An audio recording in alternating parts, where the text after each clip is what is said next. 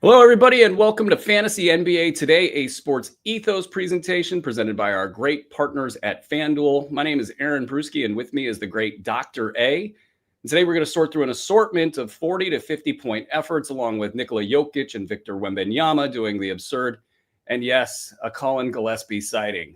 As usual, we're going to speed you through all the information that you need to know, including each of us giving you our top 3 must-add players from last night.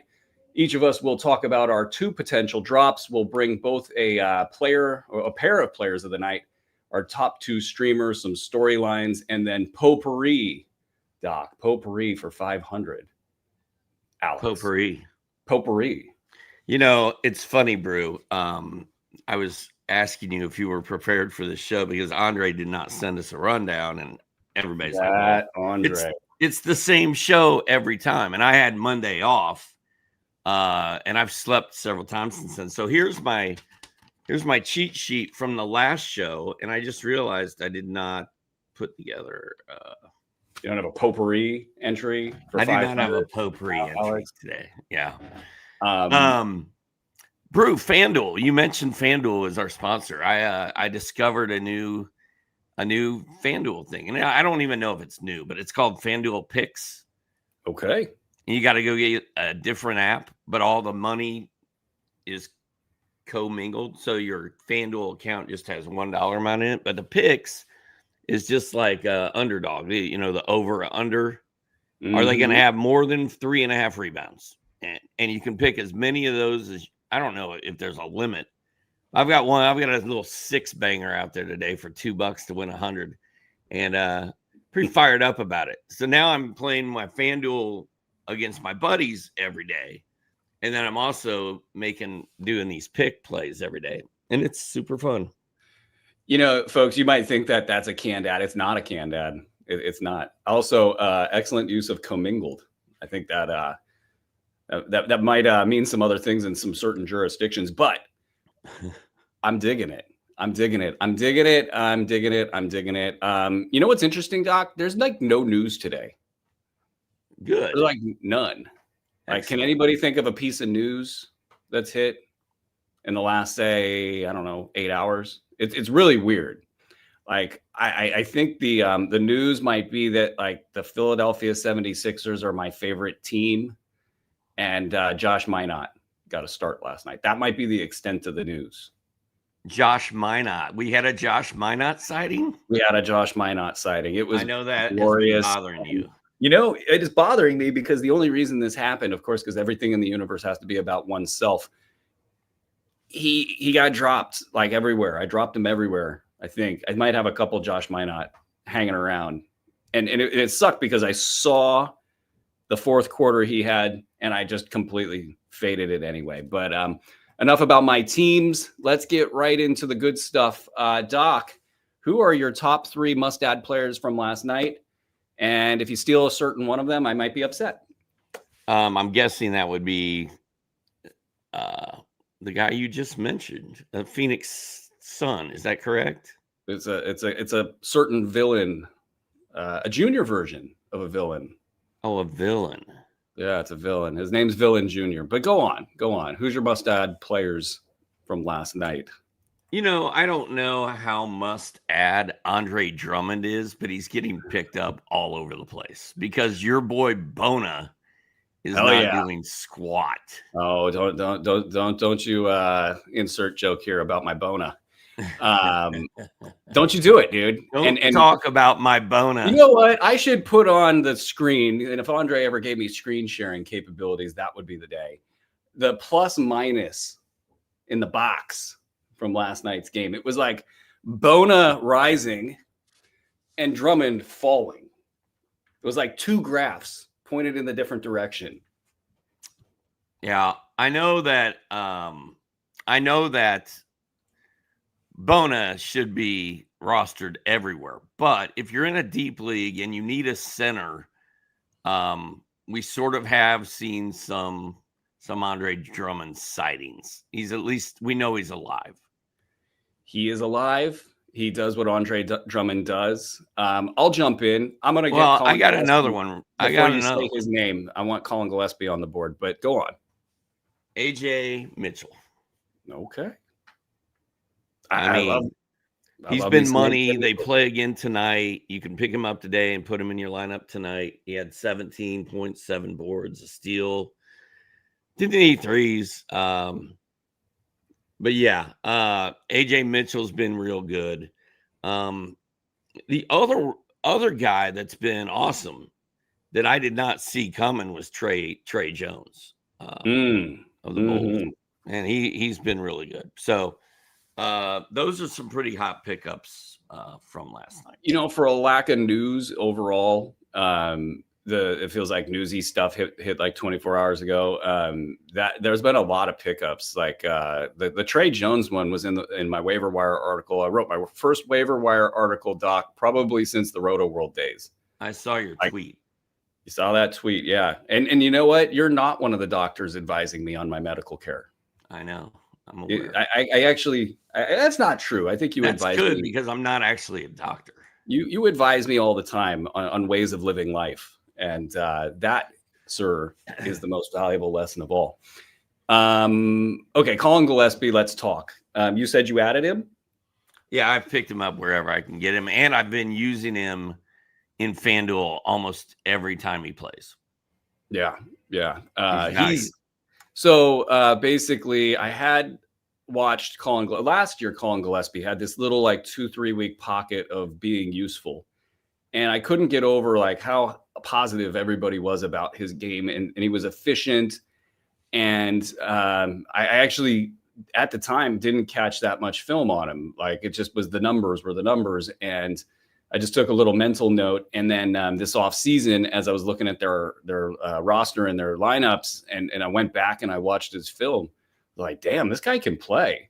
You know, I'm trying to like pick the flaw out and I'm not finding it. And looking at just the lack of overall depth in Phoenix, I popped him up into like the 10th round of the B150 ranks, because I figured at minimum that's where he would go if everybody kind of stayed reasonably healthy in Phoenix. And then with each passing preseason game, I just saw more. And this season, immediately, it's pretty cool to watch. Like, he's pretty aggressive offensively, and they can run an offense around him, and he can get into the pick and roll and kind of do stuff that we've seen from guys like Austin Reeves and others. And he's not as athletic as Reeves, and he's not as long as Reeves, so he won't be able to have that high end kick that somebody like Reeves has. But he gets out there, he's got good control of the ball with the handle, and then he's got decent finishing, and then he can shoot the three. And then defensively, he's kind of just not somebody that gets picked on out there. He's pretty solid and knows for the ball. And as you see, I kind of go on and on and on here, but the idea that he can have a 25-minute role for this team, even if they're fully healthy, to me, that's almost like a given. He might have some nights like I think it was game 2 where he had just 10 minutes or something, or 11 or 12 minutes. And it was a game where they played their starters super heavily. But I think once they kind of grow accustomed to the benefits of a Colin Gillespie, I don't think they're going underneath 20 minutes as a rolling average for him. And I kind of see 25 no matter what. And that's before something happens to Grayson Allen, who can't stay healthy, who's playing really well right now, probably could have been a must-add player, actually. But that's before somebody like Devin Booker, who's always hurt, goes down. Like the minute somebody goes down, it's going to be Gillespie who's mopping up the minutes. He had 32, I think it was last night. And so I'm super excited about him right there. I just think he's a must-roster player. I had a Gillespie over like 14.5 points, I think.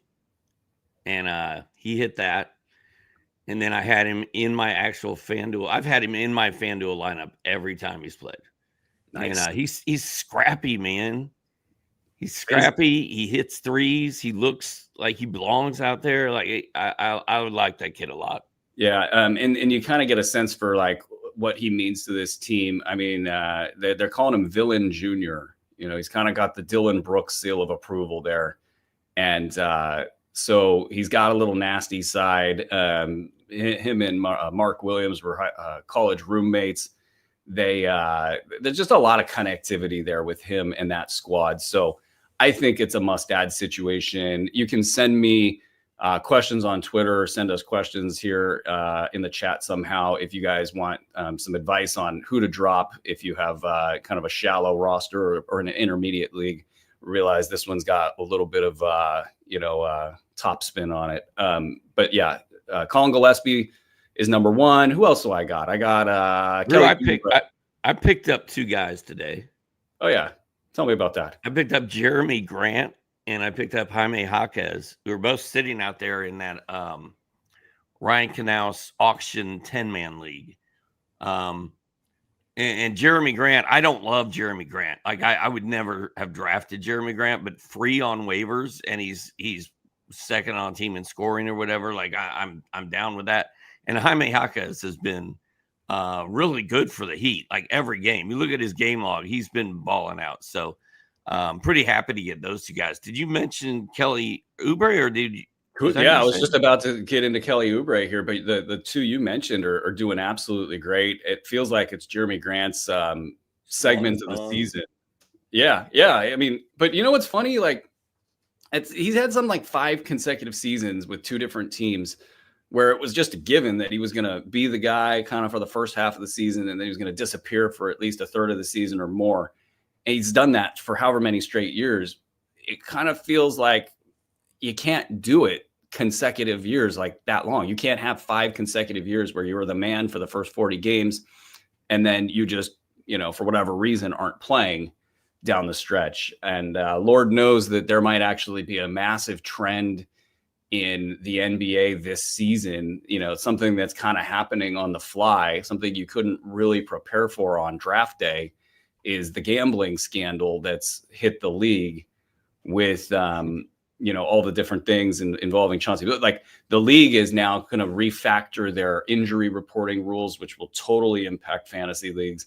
And then in addition to that, if the microscope's on, the spotlight's blaring and they're looking at tanking, injury reporting, all the BS that happens at the end of the year that we all hate, if they crack down somehow, and I don't know how this will all work, that might maybe result in a ton of guys getting more games played at the end of the season than you could have projected for.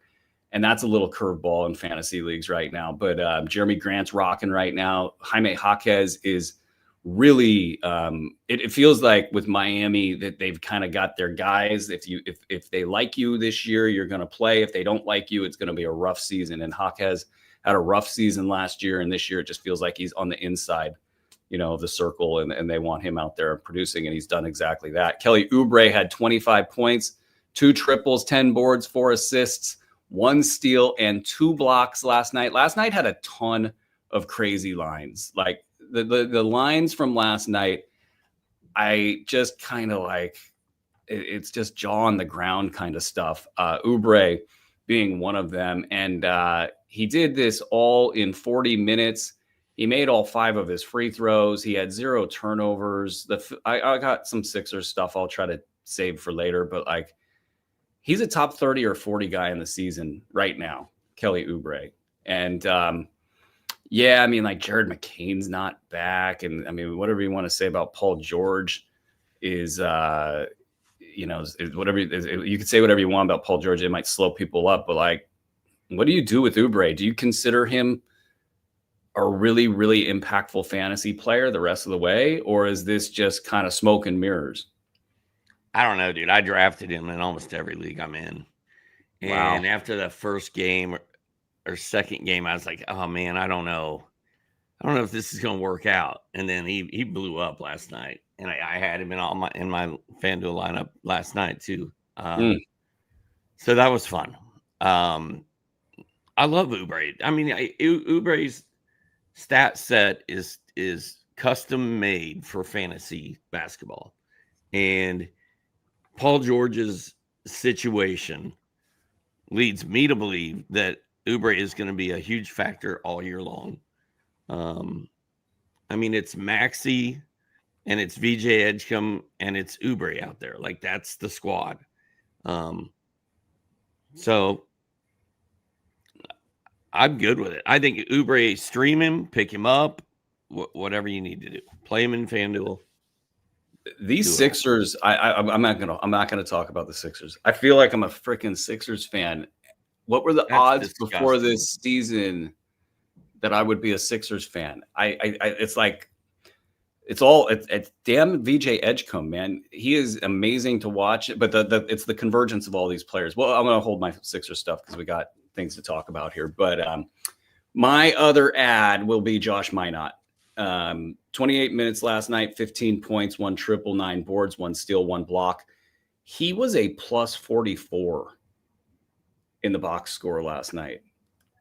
And that's fine. I mean, like plus minus is whatever it is sometimes, but like it just feels like there was now 5 quarters of Josh Minott being great and Boston kind of figuring out.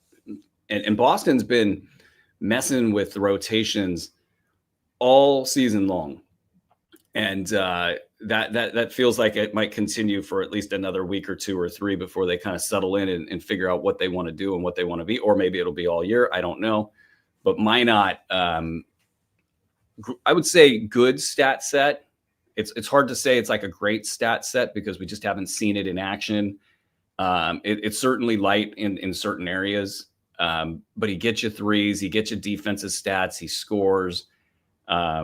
Feels like more answer than problem in Boston, and I think it will be a little bit bumpy. But when I look at some of the other big names that had big nights, you got Royce O'Neal with a huge night.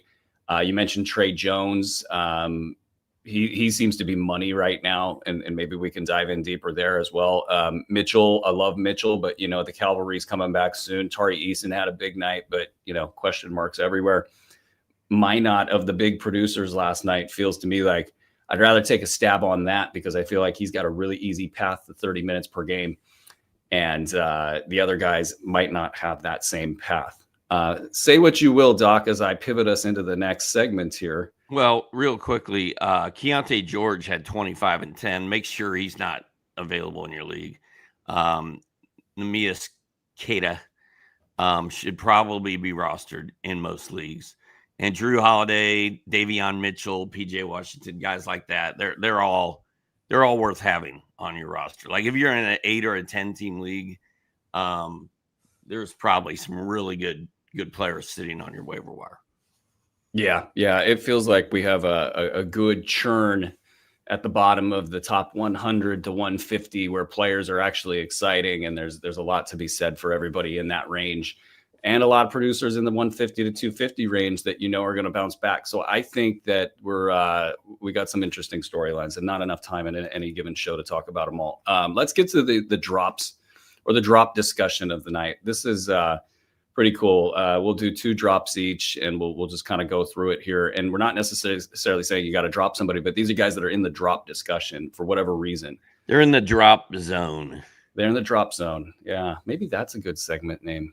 The drop zone. The drop zone with Doc and Brew. What do you got, Doc?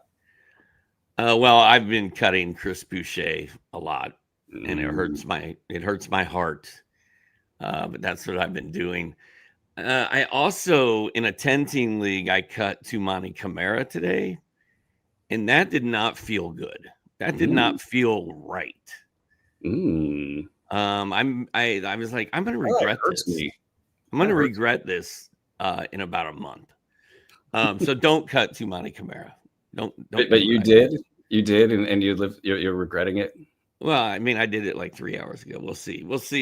Yeah, he's probably going to. You're ruthless, Doc. A guy gives you nothing one game, and you're just like dead. He's dead to you, at least until the next day when you might. Give me Jeremy Grant for now, and then eventually I'll drop Jeremy Grant. That is pick up Tumani Camara.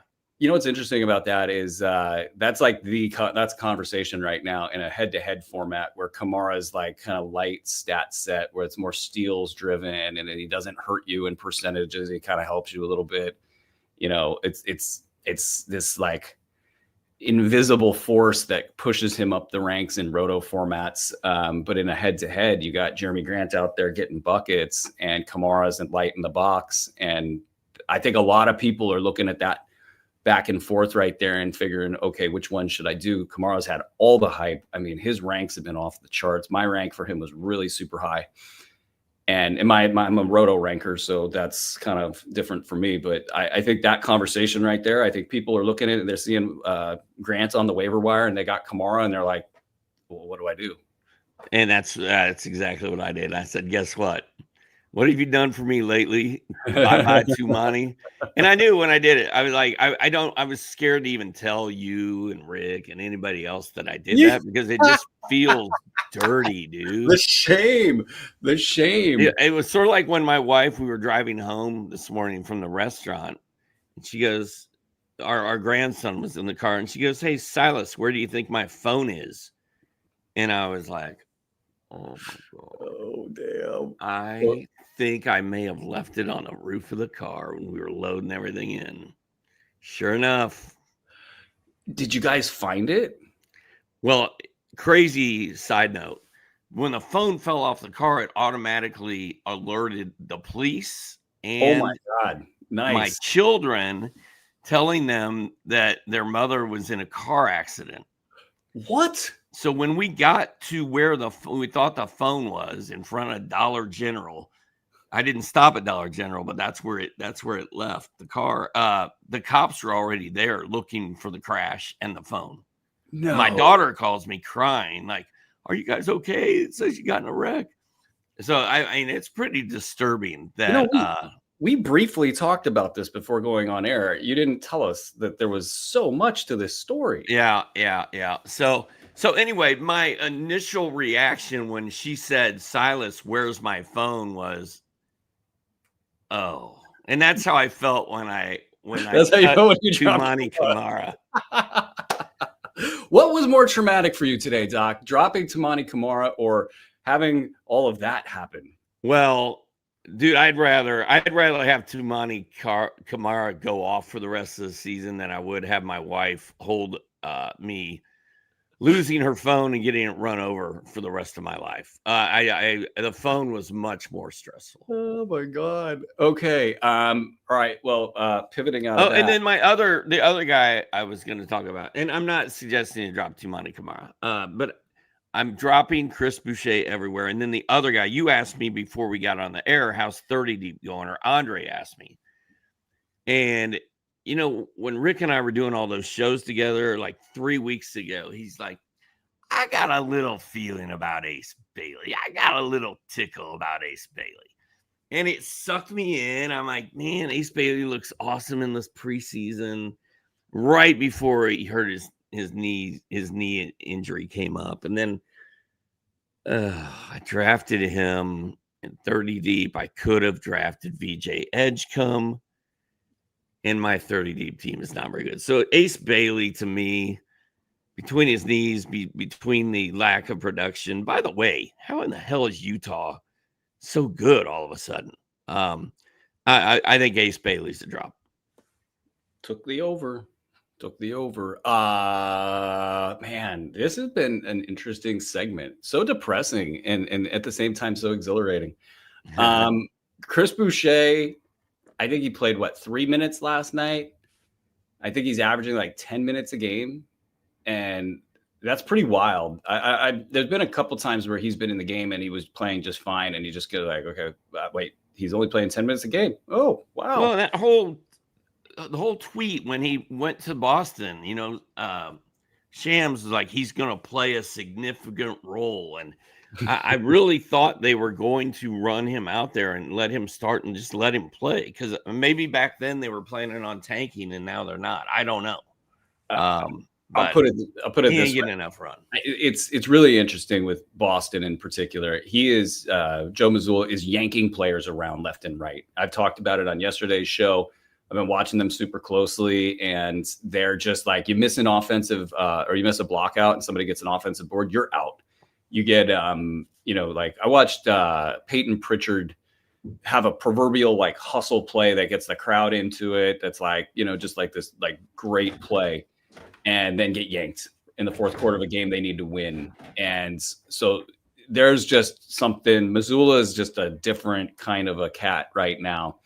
And I think he's on one. And I think this continues for a little bit. So the point being is, I think at some point, Chris Boucher will be back on the radar, and folks should just kind of be ready to like reset expectations a lot, whether it's Chris Boucher or even Josh Minot. Like if Missoula gets a wild hair, he's going to just be like, oh, we'll just do this now. That's going to be pretty interesting to see. And then I think eventually he'll set it and forget it. But Boucher, Bailey, if you didn't bring him up, he'd have been on my list. I watched Bailey have a sequence where he chucked a bad 3, and then on the other next play down made some bad defensive play, and then he got yanked, and like he had 3 players in his ear. Svi Mikhailyuk, if I said that correctly, like at one point went over to him and got into him so much that Lauri Markkanen had to like come over and like kind of pump him back up, because Svi probably said the truth and nothing but the truth, and told Bailey like, dude, what the hell? You can't be doing this stuff. So that's interesting with Bailey. And I do think he'll have a better, stretch ahead. It's just right now it's a little tough. I probably wouldn't, I would just drop him. I think like he's going to be good, but what stat set are we going to get out of him? Is it going to be efficient? Like in a head-to-head situation, maybe that plays a little bit better, but like in a roto format, like will the juice be worth the squeeze? The guys that I had, in case you took my 2, which you did. What? You took both, literally both my players that I wanted to talk about drop stuff with. That's not possible. It happened, but I have the Taylor Hendricks, Kyle Filipowski, Jake LaRavia types. I cut Chris Boucher, I think, in like 6 leagues today. Well, that must have felt a lot better than the Kamara stuff, but the hell of a lot better. Yeah, I bet. Taylor Hendricks, Kyle Filipowski, Jake LaRavia. I think these 3 players are really kind of the same discussion, and I'll just kind of wrap it into one take here is they're not going to get currently, I think Filipowski or Hendricks or LaRavia, actually, any of these guys really in a different kind of scenario could have more value. LaRavia has got a little bit more of a cap on his value than these other 2 guys. But when they're not getting more than, say, 20, 25 minutes per night consistently, and the value is in that kind of 125, 150 range, it gets really hard to hang on. It depends on your league size. It depends on if like top 125 plays. If 125 plays in your league and it plays decently, then I think you hang on to these guys. And maybe for LaRavia, that number dips down to like 150. But if that's not true, I think you might just be better off grabbing some sort of an impact player off of the wire. And these guys will just be there. You'll be able to kind of get them back into the mix, down the road a couple weeks, and especially if you see signs of them heating up. But the tables aren't tilted their way right now. Utah's got a lot of things cooking with other players. And then I think in Los Angeles, there's just not enough gravity around LaRavia right now in terms of him being able to initiate and him being able to be a part of the team's offensive flow to justify, hanging on there. So that's my take on drops. I think we have some news coming through. I've got a couple more drop candidates just in case people want more names. Why don't you hit your drop candidates? I check this news out. Ron Holland, who was hot for 1 game, and it's been crap ever since. Isaiah Stewart, same thing. He blew up for 1 game. He's kind of been bad. Zachary Sachet has not been great. And then Nick Claxton and Santi Aldama might be worth holding on to, but they certainly, I don't think anyone would be mad at you if you dropped one of them. All right. Certain person in my proverbial ear says, I'm not allowed to deliver the news. I've been embargoed. What? I can't do it. I can, he says. Well, I don't want to anymore. Can I do it? Yeah. What news is there? Haha. What you got? You got to do the news? I don't know. Am I? We're going to do it at the end of the show. We're going to do it at the end of the show. Yeah. Let's get to your guys of the night. Dr. A's guys of the night. Brought to you by FanDuel. What you got? Okay. Let me get back to my spot. VJ Edgecombe was not one of my guys. He was not in my column. I did draft him though. I've got him in that super deep league we're in, Brew, that 18 team sports ethos head to head. I love that kid, man. And the question now becomes, is he going to do this all year, or do you sell high on him and get everything you can get? Because I think people will give you stuff for VJ. And I'm going to say, I think they will. I'm going to say that he is a sell high. Like, I'm doing my sell high buy low column for Sports Ethos tonight or in the morning, or I don't know when I'm doing it. I'm doing it soon. And I think VJ Edgecombe is going to be a sell high. Not that I think you have to move him if you've got him. But he's just been so good. I mean, how much longer can he be that good? And the other, my guy, and this guy was one of my guys. This guy was my main guy, and it's Victor Wembanyama. You know, Rick and I were all over it, and you may have been too, bro. When Rick and I were doing the shows, we were like, he's hands down number one. If you can't, you should not take Jokic or anybody else over Victor Wembanyama. And if he stays healthy this season, that is going to be very, very true. The dude is an absolute freak. We knew he was a freak, but I feel like he's letting his freak flag fly much higher this season. It's every game, the highlight reels and the tweets and the block shot, dribble it all the way down the court, bust from the logo. Like, come on, man. I kind of get chills even thinking about it, because, like, I mean, there's so many great players you remember from like childhood. Like, kind of remember Kareem a tiny bit. You know, Magic had his own slot there. Bird had his own slot there. Michael comes along, and LeBron never did it for me. But I think of moments like Larry Bird shot it from behind the backboard one time and it went in. And I was like, that's cool. Larry Bird won the 3-point contest. Like, there's these little moments in time. Michael Jordan dunk contest dunks. Michael Jordan 63 in the playoffs. Dominique Wilkins in-game dunking.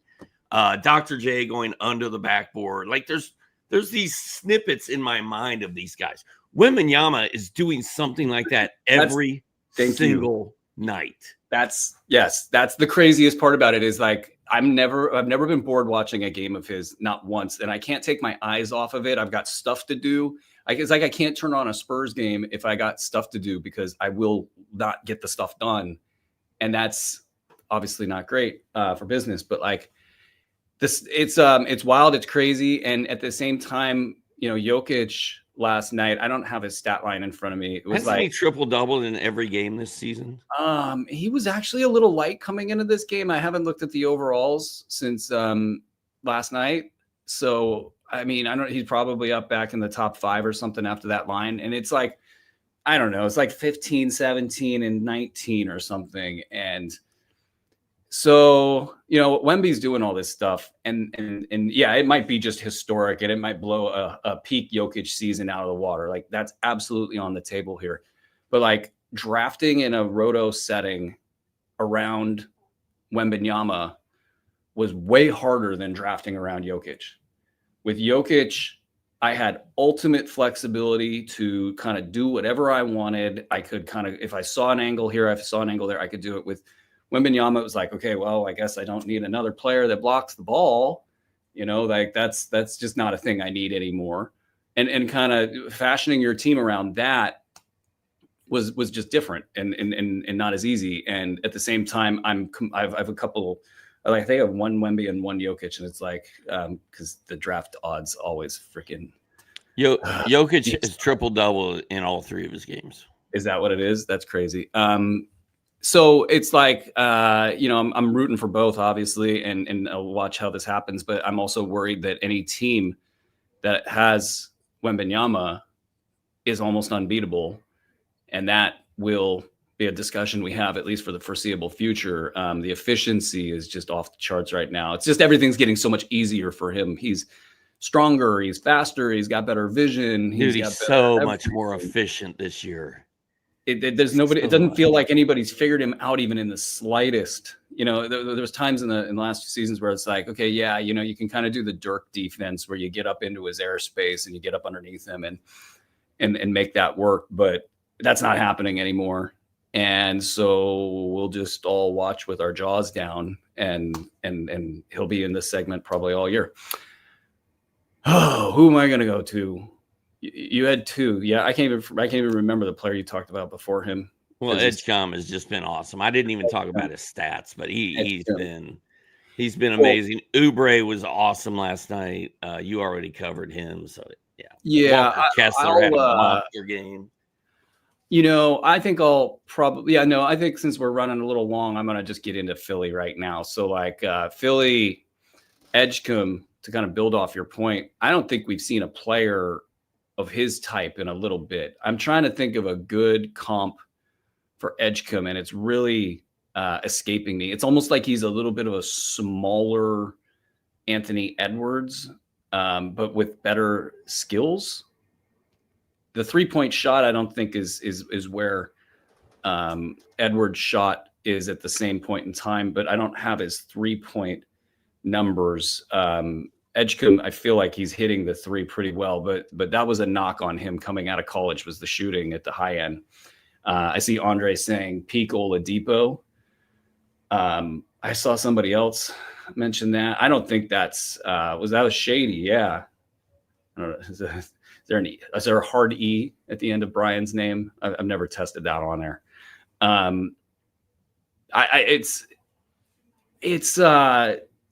He's doing stuff where he's just able to go over people.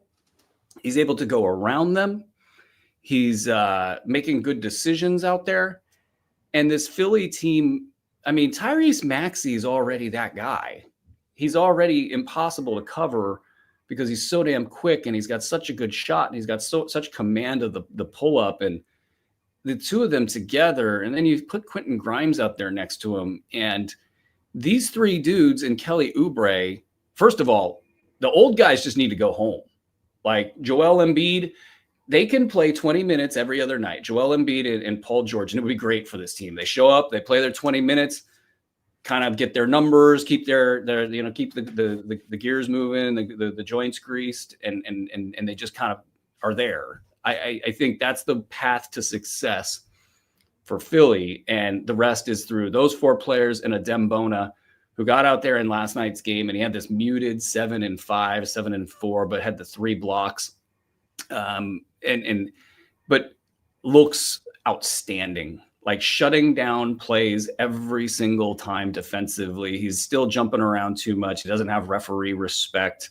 It's going to be a foul kind of a situation for him. He's probably going to learn a little bit. He'll probably ease up on the throttle a little bit. He'll probably get more involved in offense as the season goes on, more screen setting and getting in there and getting offensive rebounds and doing the big man stat thing. His plus minus last night, I think he was a plus 21, and he had the highest plus minus on the team, Dembona. And then Drummond, he's a guy, if he's playing, if Joel Embiid's out and Drummond's in the game, you can just put him down for like 8 and 8 at minimum with a steal and a block, and it's going to be super useful. And he does what he does. Like he runs down the court, he gets position, gets the board, goes back the other direction, has a nice, interior scoring game. So the numbers are there. But he can't defend and he can't do what Bona does. And he's not a threat to Bona. And Bona's going to play his 20 minutes every night, no matter what, at minimum. And then it's just going to kind of scale up from there. But this team is dangerous with their youngsters. And to your point about selling Edgecombe high, it certainly feels like that would be the right call. He's, what is he? He's like a top...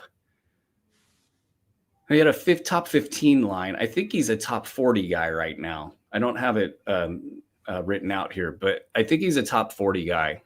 And I think people will pay.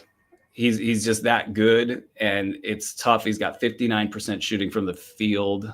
No, that was last night's game. I don't have his year-long numbers in front of me. I would probably sell high and regret it every second of the way.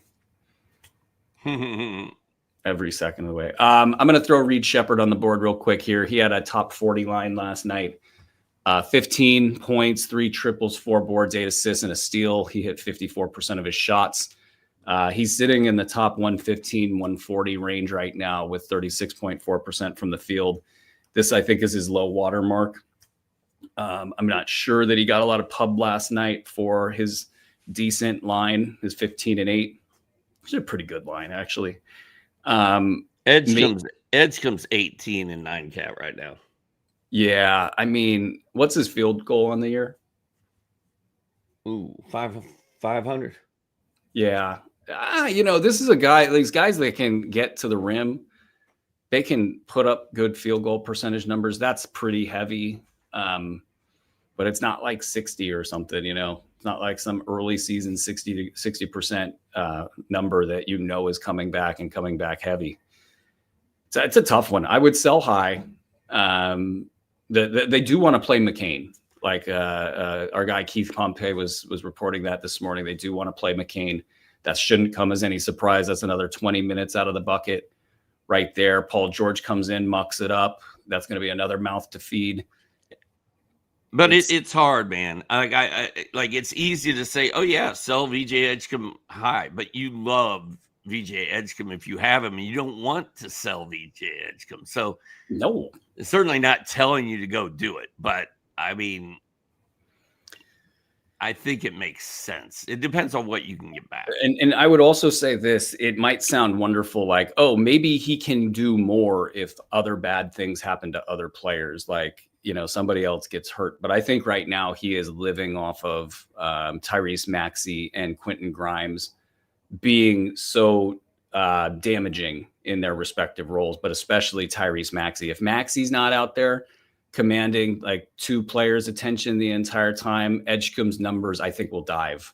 I think that because right now what he's doing is the minute they shade toward Maxey, which they have to do, Maxey's averaging something like 40 points a game or whatever his number is. He's commanding so much attention, and Edgecombe's just getting straight line drives to go do whatever the hell he wants, and it is fun to watch. Okay, enough of our players of the night. Let's get some streamers going. Who do you like to stream tonight, Doc? I talked about AJ Mitchell. I've got him rocking so hard in FanDuel tonight.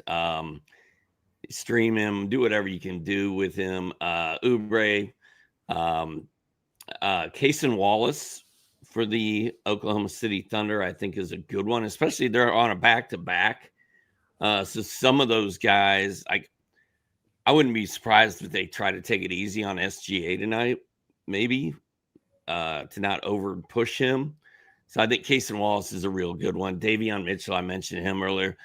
We had a Brandon Pajemski sighting last night, finally, because he was on my list of people I was mad at. So Brandon Pajemski is okay.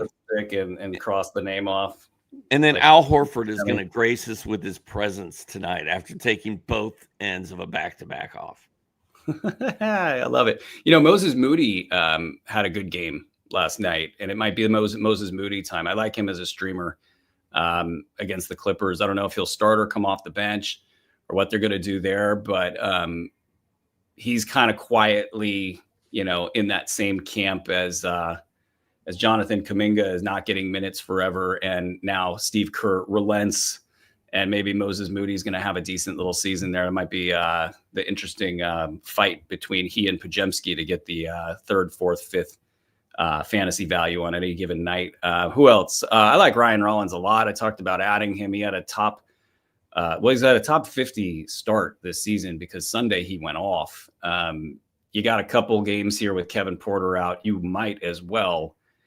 I mean, streamer, yes. This is an easy yes. Ryan Rollins, yes. Probably the top streamer of the night for me. But down the list, AJ Green, Gary Trent, Bobby Portis is hasn't even shown up this season yet. Eventually that should happen. I don't know how I like betting on that against the Knicks. Charlotte, they're doing a second opinion on Brandon Miller's shoulder. It felt like the news that came back kind of signaled like a 2, 3, 4, 5 week absence with that shoulder injury. It's just kind of unclear. The fact they're getting a second opinion is making me think more toward 3, 4, 5. Like that's worth. If it was 2 weeks, that seems like it's a sit, heal, and get ready to get back kind of a deal. But if it's like 5 weeks, are they asking, is this a surgical situation where they need to actually do something for the betterment of his long-term career, which then would be very bad news. But in the wake of all of that, Colin Sexton, Con Knipple, who I was not a Knipple guy. Now I'm a Con Knipple guy. For like a couple games. I told you I was a Con Knipple. You were an early Knipple adopter. We were talking about Knipples and Bonas, and we haven't talked about Grady Dick yet, though. Don't make that face. Don't make that it's face. It's not funny unless Mark's here trying to do it serious. Mark was the man that day. If Mark was here, I'd lose it. I would be on the ground dying. The greatest moment. If you got to go find a past episode if you don't know what we're talking about. But here's the thing with Knipple, if you will, Knipple, is that they got LaMelo Ball, they got Miles Bridges, again, the name's right, Miles Bridges and Colin Sexton, 3 guys that are problems for defense. And in particular with Sexton and Ball, like, I don't even know how you play basketball in a game with LaMelo Ball. Like, it is a random ass, like, just what is he going to do? But anyway, point being is they attract a lot of attention, and Sexton especially going to the rim. So Knipple is going to get a lot of 3-point shot attempts, I think. Colin Sexton is another guy I like using in FanDuel, and if he's sitting out there on waivers in your league, I think he's worth a look because he can play point, he can play shooting guard, and he's playing with Melo. And like Charlotte's so bad, it doesn't. Like, he's going to play and he's going to do stuff. But anyway, go back to your. I think I covered my 2 streamers per night by talking about half the league. Shout out Andre Lamouche. Hey, how about some quick hit news? Well, let me ask you this. Do you want to talk about any storylines for tonight, or do you feel like we storylined it up? Mm-hmm. You got any storylines? I got a storyline that I really don't start looking at the NBA standings until there's enough games that it matters. But did you know there's only 2 teams in the East that are still undefeated at 3-0, and it's the Chicago Bulls and your Philadelphia 76ers? I'm a Sixers fan. Hey, Daryl Morey, look at me now. And then did you know the Indiana Pacers are down there with the Brooklyn Nets as a team who has not won a game yet? They're struggling, dude. Like, they are struggling. They're struggling like Andre Lamouche right now, trying to get our attention in the chat. There is news. I think it's time for news. There's time. It's news time. You want to do the news, or should I do the news? You do the news. Okay. If I do it, I'm just gonna blow through it in 5 seconds, and you'll yell at me. So I think you should. I love it. I've been yelled at enough today already. I loved your line the other day. It was, "Don't make Dad mad." Okay. Obi Toppin to miss at least 1 month with a hamstring injury. That sounds painful. This sucks. Just exasperates. And Benedict Mathurin week to week. And we're going to answer some questions at the end of this show, too, by the way, guys. Breaking news. So the Obi Toppin and Benedict Mathurin being out, it's got to, like, Jarris Wallace is going to go off, right? Yeah. Jarris Walker is. Did I say Wallace? You did. And he's 9 feet tall and thunderbolts of lightning out his arse. But this is like bad, I think, for everybody in Indy. Like, usually there's a beneficiary, there's, something going on that's, somebody's going to get some stats, and we're racing to the wire for somebody when these things happen. But I just don't see how they generate offense. Like, they're really, like, Ray J. What's Ray J's last name? Dennis? Ray J. Wasn't Ray J the dude that was in the Kim Kardashian? That is a fact, and who knows? Maybe it inspired Ray J's for years to come. Oh boy, that's a thing I just said. That face is the Grady Dick face right there, by the way. But they don't. Their whole thing was move the ball up the court and get it, get a shot off as soon as humanly possible. Every action in an Indiana Pacers offense is ultra fast. Like, it's just such quick decision making. You pass the ball to the man and literally chase your own pass to go set your screen. It's like the guy's catching the ball from a pass that you've just made to him, and you're in his face screening. And then you get shots out of that. But like, you need Tyrese Halliburton, you need Andrew Debhard, you need TJ McConnell, you need Benedict Mathurin. You need these 4 players to make that all possible. You need Miles Turner, who's really good at that, to make that all possible. And now they're just like going up and down the floor, and Isaiah Jackson's lumbering around. Jay Huff doesn't terrible.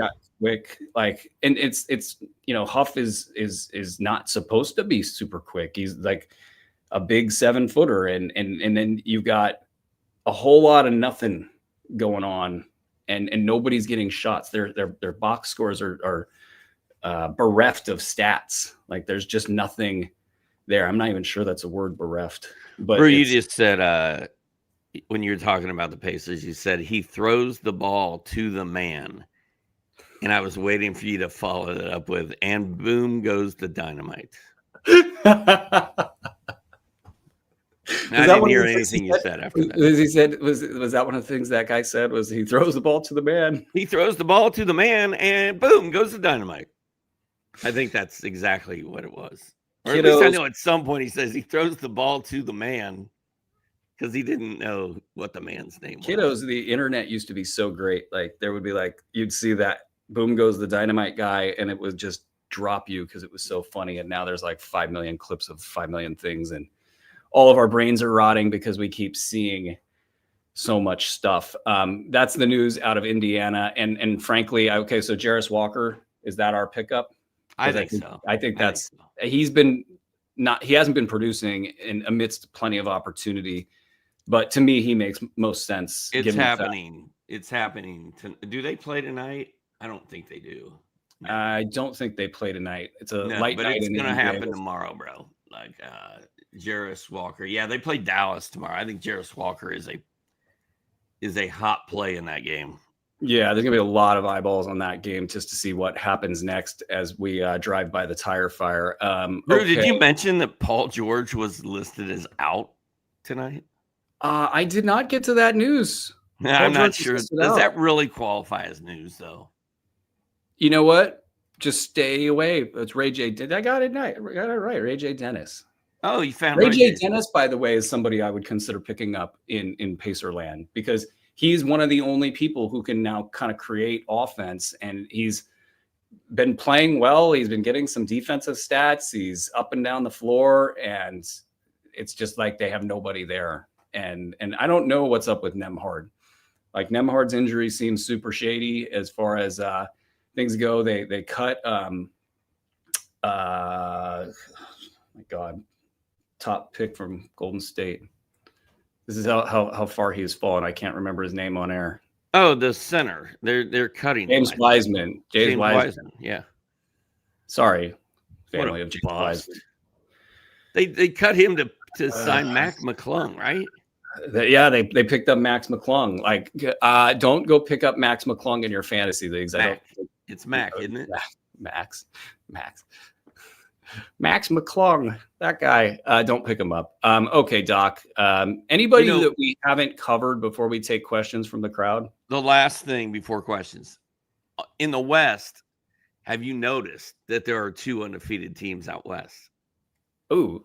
I know one of them, the San Antonio Spurs. I know that because I feel good about that power ranking. I don't feel good about the Atlanta Hawks power ranking, but feel good about the San Antonio. I don't feel good about the Orlando Magic power ranking either. They just Paolo needs to learn how to pass, but go on. The Thunder and the Spurs are the 2 undefeated teams in the West. I'm telling you, man, the way Wemby looks right now and the way Stephon Castle looks. If he could hit a free throw, it'd be great. But yes, he looks amazing. My God. The Spurs. Dylan Harper, and then you're going to add De'Aaron Fox. That's when I was looking at that roster. I'm like, I don't see how they lose. And I think what did I have them? 6 in the power rankings to start the season. And Atlanta, I don't know what's going on with it. Atlanta is interesting. Keith Chenard, who's really good out there covering that team, basically has it figured out. They need to flip their pairings. They need to play Jalen Johnson with Onyeka Okongwu and Kristaps Porzingis with Mo Gay. And they're just like the spacing on defense is off, and they're just not able to do anything. Dyson Daniels, I'm ready to field Dyson Daniels drop questions pretty soon. Dude, it's been bad. It's bad. It's bad. It's bad out there. It's buy low time. Oh, he is the buy low king. Yes. Poster child. It's he's getting like 6 shots a game. And you know who's low key? I haven't watched enough film there. I'll just come out and say that. Nickeil Alexander-Walker. I watched that guy shoot the Wolves out of the playoffs like he was like Ray Allen or something. It's like he just was entitled to take whatever shot he wanted, and oops, I did a bad thing. And then he comes to Atlanta and he's getting like 15 shots a game. Like something doesn't add up with that. I think the balance of the distribution of shots is off in Atlanta. And once they get that figured out, Dyson Daniels by low. Okay. Anything else you want to cover before we do some Q&A rapid fire? No, Dyson's minutes have gone 23 in game 1, 32, 27, 34. So his minutes have been weird, right? Like up and down. The steals are fine. He's got at least 2 steals in 3 of his 4 games. Everything he has yet to score more than 8 points in a game. The rebounds are good. The assists are okay. He's got to start making some shots, man. Yeah, I know he's having trouble with that right now. Maybe some retooling of that roster will help them as far as how they get deployed. Quick shout out to Royce O'Neal. Had a massive line, 17 points, 13 boards, 7 assists, 5 steals, 5 triples in 46 minutes. With both Jalen Green and Dylan Brooks out, he's a top 65 on the season. Tari Eason had 22 points, 5 triples, 5 boards, 5 assists, 1 block on 66% shooting in his first appearance in the box score. So hello, Tari Eason. And I think folks can kind of just consider him the player they thought he was entering the season. And we'll just kind of watch that all go down. Lauri Markkanen, who I uncomfortably ranked at 37 and 29 and 8 and 9 cat leagues respectively. He's got basically a top 10 start under his belt after a 51.6 triple, 14 rebound effort. So all the good things happening for Lauri Markkanen there. And I could take a deep sigh of relief as I kind of stuck my neck out there on a player that doesn't play more than 55 games every year. And I think that's going to do it. Let's get to the Q&A and then we'll wrap up this show. Rapid fire. Doc Gillespie or Reed Shepard, 9-cat, 12 team. Gillespie for me. That's from what? Don Sicario. You're making me pick between kids. I'm going to take Reed Shepard. It's so close, though. Oh, my God. Dennis, drop Eason or Mathurin for Gillespie? I don't think I could do it. I could probably drop Eason, but I didn't draft Eason. I think I might drop Eason for Gillespie. Drop Mathurin for Gillespie. That is a really interesting call because he's week to week. He'll eventually get back and he could put up big numbers. But you know what? Unless you just need points for whatever reason, I'll take Gillespie over both and live with the results. Gillespie or Trey Jones, Steve Sloan. It's funny. I said Steve Sloan like it was your name. Gillespie. I go Gillespie because it's going to be long-term value. What else we got? Adam Guntharp. Good morning, guys. Who would you want in order for the rest of the season? You got Ayton, Gobert, and Klingon for a 10-team points league. I'm going reverse order. Klingon, Gobert, Ayton. In a points league where the blocks might not matter as much, even though Gobert's not a blocks guy anymore, they're kind of the same, Ayton and Gobert. It's Klingon, and I'll go Ayton just to be different. Should I drop Hauser for Minot? Comes in, no name. Ooh, that's a Boston Celtic question. Mm-hmm. Oh, I don't know. That's a Bruski question. I'm out on the Celtics. Hauser's had a really good start, and it's worth noting and keeping that in mind. I worry about his injury risk, and Minot, I think, has more pop, and it might just be a bit of a zigzaggy road, but I'll take Minot there. TM3 and Derek White, a fair offer for Trey Murphy and Derek White for Maxey. It's a fair offer. I'd rather have TM3 and Derek White, I think, than myself. Then the eggs in one basket with Tyrese Maxey. It's a fair offer. That was the question. It was a fair offer. Jan-Ivan Leon, if I got the enunciation correct there, you can shoot me off air if you want, John. Jan. It's another question for Brew. Jan-Ivan Leon. I did it.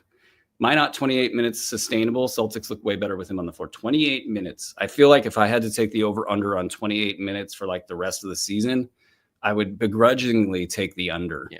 But it's close. It's close. 10-team, 9-cat head-to-head. I have Garland and Edwards hurt. Who should I drop to add Gillespie? Should it be Oubre, Kalkbrenner, or Nickeil Alexander-Walker? I'm going to say but it might be Calc. Oh, hell no, man. I think it's I would probably drop it really depends on needs, but Kalkbrenner is going to be a little bit of a tough one this year if he gets played off the floor. But is a fine drop there as well. 8, just use and add Con or Gillespie. I don't know what this means, but he's asking, should he add Con, Knipple, or Gillespie? I'm going to say Gillespie. Yep. I got Gillespie too. What else we got? Dennis asked, drop Kamara or Shaden for Trey Johnson or Minot. That's fun. And I'm somebody who just dropped Kamara this morning. It didn't feel good doing it, Dennis. So I'm not dropping Shaden Sharp, I don't think, anywhere. A lot of interesting stuff going on with these players. Like Kamara in a 9-cat situation, like a roto situation, he's got so much value. I'd have a hard time dropping him there. In an 8-cat situation, I would be a little bit more open to it. And especially for like Trey, he has probably a better value in 8-cat than 9-cat. We'll have to see how that all plays out. But Trey could be a top 50 guy as the season goes on, especially later in the year. He's got that kind of a stat set. So I would do that drop. And then Shaden's hitting like 28% of his shots. There was a good observation out of Blazer Banter. I forget his real name, but that's his Twitter handle. He it was actually somebody else's observation. So I'm like, we're like three levels deep here. But the idea was that Sharp is playing a lot of defense right now, which is great for him and it's great for the team and bad for his shooting percentage. So maybe those things will like level out. But I really struggle with Sharp's fantasy value in category leagues. And I don't have that same struggle with Trey Johnson. I think that he's going to just be fine. Maybe some ups and downs here and there, but I just think he's going to cruise along at minimum of 125, maybe 100, maybe 75. And then I think you get that 50 upside at the end. I wish I'd caught on to it sooner so I didn't have to pick him up on waiver wires. And that's going to do it. Unless you got more, Doc. You got more? No, man, this whole thing was presented by FanDuel. Get in the app, create a one-night league with your friends and get your boys to play with you, and then go do some FanDuel picks, get some over-unders in there, and make some money. It's fun. It's my favorite part of the day. It's literally, it's an organic experience for you. It's not just like advertising. I love FanDuel. Like, it's my favorite thing to do is lay in my bed in the morning and just like set a lineup, build a squad. I love it. It's about the joy of the game, and that's why we do this. So big thanks to you guys for sharing in that joy with us. Thank you, Andre, for producing a great show. As I get my thank yous going here, Doc, thank you. Big thanks to the content team here at Sports Ethos, Mike Pastor, and Paul, Mark Camaro, Tim Woodson, William Harris. William Harris and Tim Woodson are doing a great job on the box score breakdown at nights. So make sure you're keeping up with that after the games are done. So we have a lot of great content. Check out Andre's, by the way, waiver, or pardon me, if I could talk here, the pregame. What's the name of our pregame article? I'm so lost right now. It's so great though. It's like anything you would ever want to get ready for a slate of action has been done. And he won't tell me the name of his article. I swear this guy wants zero freaking praise, and it's hilarious. It's one of the best things you're ever going to read. It's all not these guys, called wrap up time, I'm assuming. No, it's not called wrap up time. That's just what Andre says to avoid his name being mentioned on the show. You know, we'd hate for the Latvian CIA to show up and, you know, in helicopters and pull you out of our show here. Fantasy NBA Today, presented by FanDuel. This thing has lasted longer than the Dodgers game did last night. Oh my God, that game was hilarious. And I'll read anything that's on the prompter here. Fantasy NBA Today, presented by FanDuel. Thank you guys. We'll see you tomorrow. Hey, shout out to Chetty for the